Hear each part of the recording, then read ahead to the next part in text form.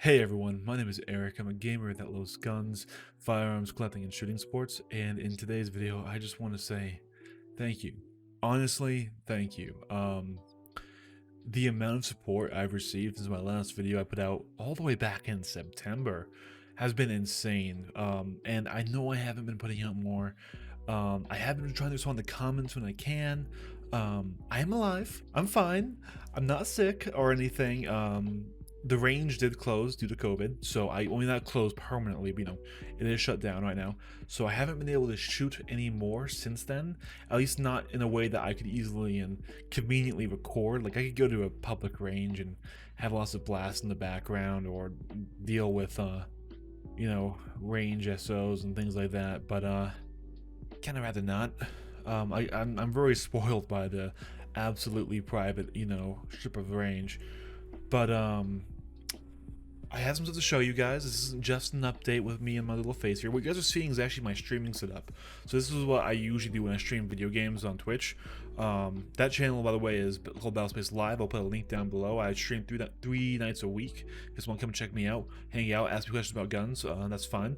I often show off my new guns on there before I will do it on this channel, also because I've only posted 3 things on this channel. I'm so sorry about that, guys. This year was a bad time to start a gun channel, and so anyway, with what's going on sort of in the political sphere, I'm not sure how far we will continue.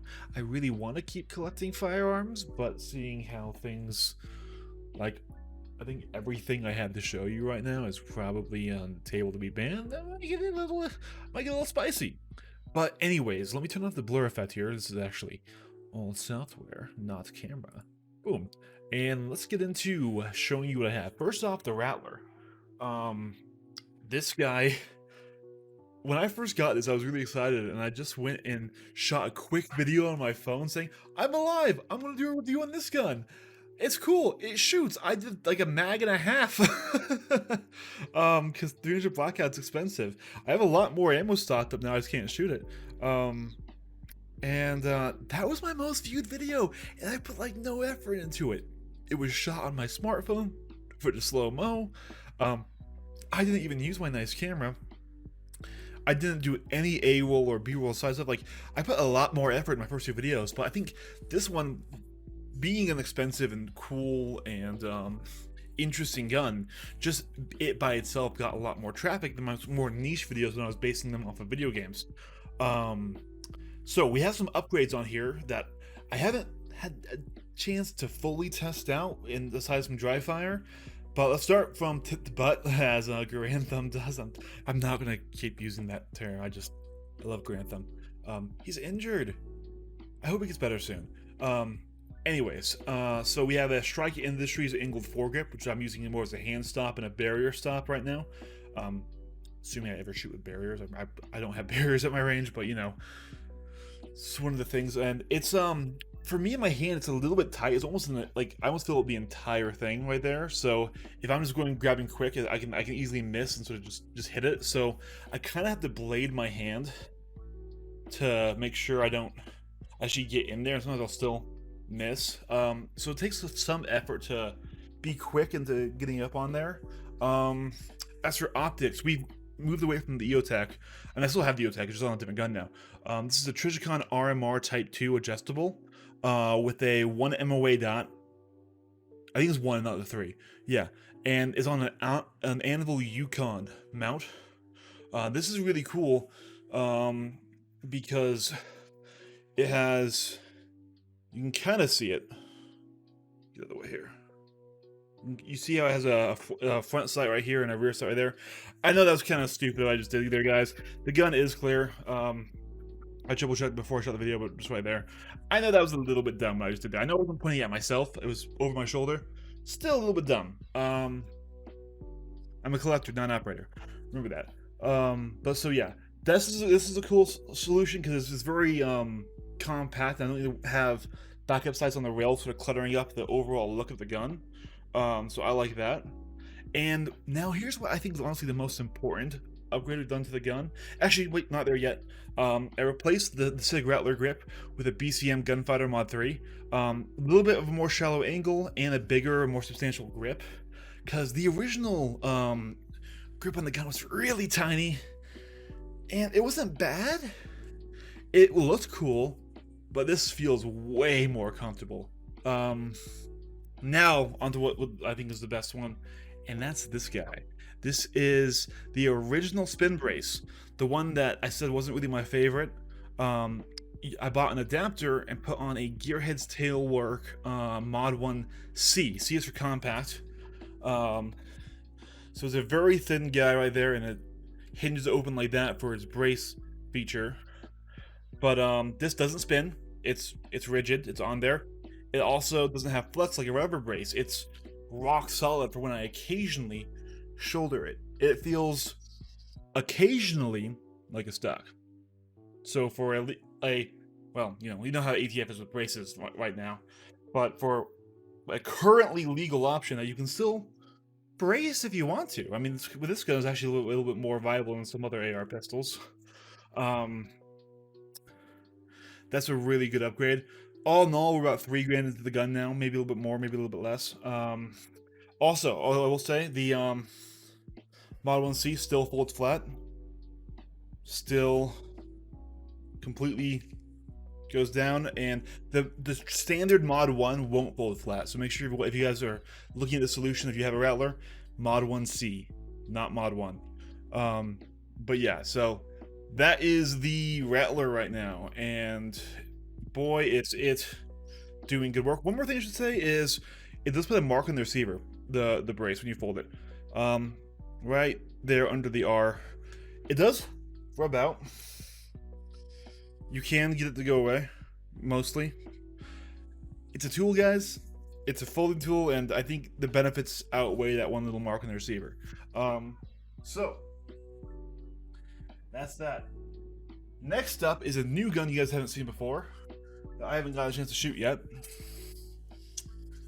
Oh, fuck yeah. PS90. This isn't really practical. Like, the Rattler is a practical purchase because I'm using it as a vehicle defense gun right now. So this is in condition 3, which means loaded magazine. 30 rounder is what it's shipped with, which is lame. Look at how much the mag is still empty.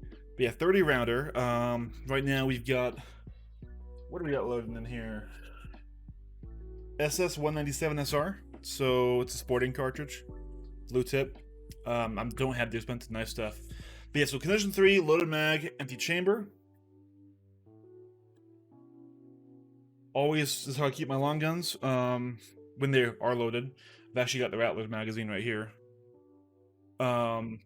This guy is so fucking cool. We are in the process of SBRing it. I have optics coming in today, actually, but I decided to shoot this video before I have the optic on. This isn't going to be a Gucci setup. I know you're thinking, it's $1,000 fucking gun. Why are you going Gucci? Well, because it's kind of, until it's SBR, it's kind of a range toy, you know? It's not going to have any real practical purpose when it has this goofy-ass 16-inch barrel shroud on here. So I'm going with a really cheap micro reflex just to throw on the rail. I want to get an original ring sight for the P90. I don't want to pay $600 for one though. And the replica ones aren't in production anymore. So if anyone knows where I can get like a ring sight, an OG PS90 ring sight, or a reproduction ring sight, I don't care as long as it has a look. I'd be willing to go about 400 on it. Nope, hit me up. So yeah, this is coming up. I want to compare this when I get it SBR'd a lot to the Rattler because like they're pretty similar in size and in roll, but this fires 300 blackout and this fires 5.7, so I don't know, doing some barrier tests or some armor tests would be kind of cool, don't you think? Like I could buy a cheap level 2 plate or something like that, test that. Car door, cinder block, something like that. Got lots of ideas. And finally, this is a gun you guys have seen before. A few new upgrades on it though, but not really. This is the M4A1 clone. That's not a clone. It's also it's M4A1 CQBR inspired with absolutely zero clone correct parts. Okay, there. Only thing really new about it is I've got the EOTech from the Rattler on it now, and got a Yankee Hill Machine aggressive flash hider on there, which I just think looks badass. This guy, if you guys remember, was from my my video on the M4A1 in Call of Duty, and it has an Echo trigger and a Fostech Echo AR2. So it has safe, semi, and auto. The auto marker is binary, so that where it will fire on pull. Gun's clear, so it fires on pull, and then it will fire on release.